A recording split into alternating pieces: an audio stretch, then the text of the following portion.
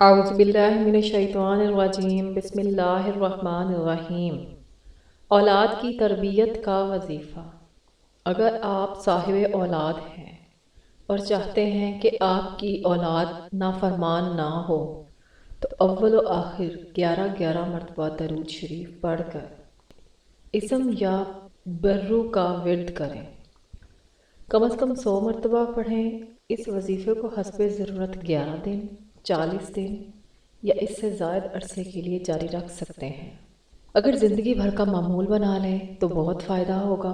اس وظیفے کی برکت سے اولاد نافرمان نہیں ہوگی اور نافرمان اولاد بھی فرما بردار، نیک اور صالحہ ہو جاتی ہے۔